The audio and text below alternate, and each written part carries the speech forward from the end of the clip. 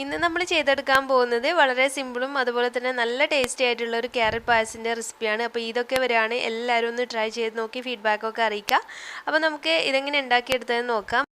അപ്പോൾ ഇതിലേക്കായിട്ട് ഞാൻ ആദ്യമായിട്ട് ഇവിടെ ഒരു കൈപ്പിടി അളവിൽ ജീരകശാല റൈസാണ് എടുത്തിരിക്കുന്നത്. ജീരകശാല റൈസ് നമ്മൾ നെയ്ച്ചോറൊക്കെ വെക്കാൻ ഉപയോഗിക്കുന്ന നല്ലൊരു സ്മെല്ലുള്ള റൈസ് ഉണ്ടല്ലോ, അതാണ്.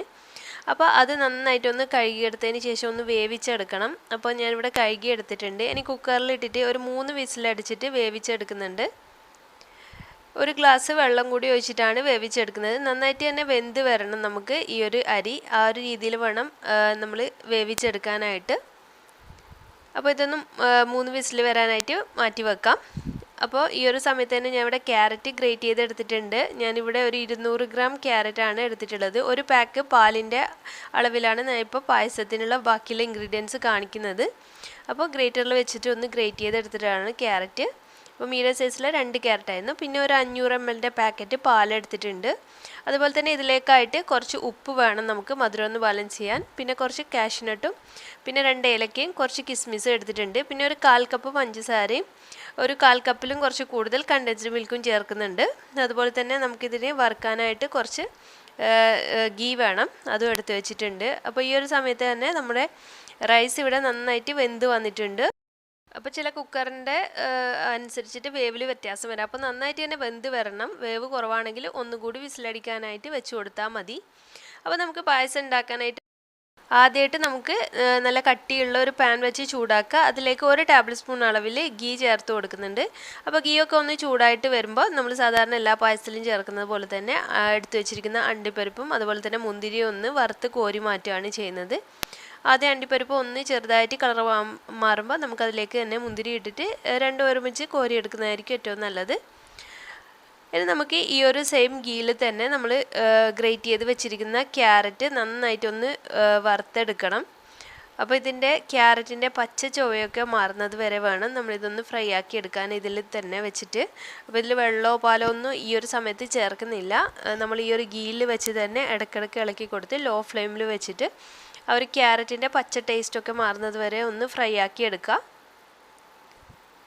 അപ്പോൾ ഏകദേശം ഇവിടെ ക്യാരറ്റൊക്കെ കുറച്ചൊന്ന് സോഫ്റ്റ് ആയിട്ടുണ്ട്, പച്ച ടേസ്റ്റൊക്കെ ഒന്ന് മാറിയിട്ടുണ്ട്. ആ ഒരു സമയത്ത് നമ്മൾ എടുത്ത് വെച്ചിരിക്കുന്ന പാൽ ഇതിലേക്ക് ചേർക്കാം. നല്ല കട്ടിയുള്ള പാൽ തന്നെ ചേർക്കാനായിട്ട് ശ്രദ്ധിക്കുക, അതായിരിക്കും കുറച്ച് കൂടുതൽ ടേസ്റ്റ്. അപ്പോൾ പാൽ ചേർത്ത് നന്നായിട്ടൊന്ന് മിക്സ് ചെയ്ത് കൊടുക്കുക. അതിന് ശേഷം നമുക്ക് ഇതിലേക്ക് ആവശ്യത്തിനുള്ള പഞ്ചസാര ചേർക്കാം. ഞാനിവിടെ ഒരു 1/4 കപ്പ് പഞ്ചസാരയാണ് ചേർക്കുന്നത്. അപ്പോൾ നിങ്ങളുടെ മധുരത്തിനനുസരിച്ച് പഞ്ചസാരയുടെ അളവ് വ്യത്യാസപ്പെടുത്തുക. അതുപോലെ ഞാനിവിടെ എടുത്ത് വെച്ചിരിക്കുന്ന കണ്ടൻസ്ഡ് മിൽക്ക് കൂടി ഈ ഒരു സമയത്ത് തന്നെ ചേർത്ത് കൊടുത്തു. എന്നിട്ട് നന്നായിട്ടൊന്ന് മിക്സ് ചെയ്ത് കൊടുക്കുക. ഇനി നമുക്കിതിലേക്ക് ചേർത്ത് കൊടുക്കേണ്ടത് നമ്മൾ വേവിച്ചിരിക്കുന്ന അരിയാണ്. അപ്പോൾ ഇതിന് പകരം നിങ്ങൾക്ക് വേണമെങ്കിൽ കോൺഫ്ലവർ മിക്സ് ചെയ്തിട്ട് ചേർത്ത് കൊടുക്കാം. ഒരു 1.5 ടേബിൾ സ്പൂണോളം കോൺഫ്ലവർ കുറച്ച് ചൂടില്ലാത്ത പാലിൽ മിക്സ് ചെയ്തിട്ട് ചേർത്ത് കൊടുത്താൽ മതി. നമ്മളിത് ഒരു തിക്കനിങ് ഏജൻ്റായിട്ടാണ് ഇതിലേക്ക് ചേർത്ത് കൊടുക്കുന്നത്, ക്യാരറ്റിന് ഒന്നൊരു കട്ടിയായിട്ട് വരാൻ വേണ്ടിയിട്ട്. പിന്നെ നമ്മളെടുത്ത് വെച്ചിരുന്ന ഏലക്ക ഇതിലേക്ക് ചേർത്തു. അതുപോലെ തന്നെ ആവശ്യത്തിന് ഒരു 2-3 നുള്ള് ഉപ്പ് കൂടി ചേർത്ത് കൊടുക്കാം, മധുരം ഒന്ന് ബാലൻസ് ചെയ്യാനായിട്ട്. അതുപോലെ തന്നെ നമുക്ക് ഈ ഒരു അരി വേവിച്ച് ചേർക്കുന്നതിന് പകരം ചവ്വരി വേവിച്ച് ചേർത്താൽ നല്ലൊരു ടേസ്റ്റ് തന്നെയാണ് ഈ ഒരു പായസത്തിന്. ഇനി ഈ പായസം ഒന്ന് കുറുകി വരുന്നത് വരെ വെയിറ്റ് ചെയ്യാം. ഇടയ്ക്കിടയ്ക്ക് ഒന്ന് കൈ വെക്കാതെയൊക്കെ ഒന്ന് ഇളക്കി കൊടുക്കുക. ഹൈ ഫ്ലെയിമിലാണെങ്കിൽ കൈ വെക്കാതെ ഇളക്കി കൊടുക്കുക, അല്ലെങ്കിൽ ഇടയ്ക്കിടയ്ക്ക് ലോ ഫ്ലെയിമിൽ വെച്ചിട്ട് ഇളക്കി കൊടുത്താൽ മതി.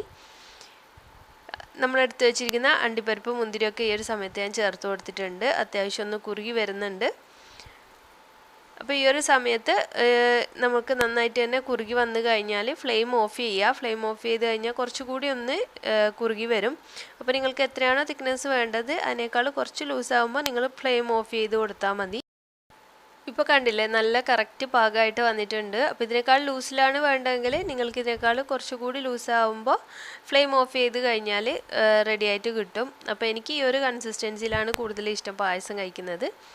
അപ്പോൾ നമുക്ക് ഈ പെരുന്നാളൊക്കെ വരികയാണെങ്കിൽ ഇതിനും അതുപോലെ തന്നെ ഇഫ്താറിൻ്റെ സമയത്തൊക്കെ സെർവ് ചെയ്യാൻ പറ്റിയ നല്ലൊരു ഡെസേർട്ട് തന്നെയാണ്. എല്ലാവരും തീർച്ചയായിട്ടും ട്രൈ ആക്കി നോക്കുക.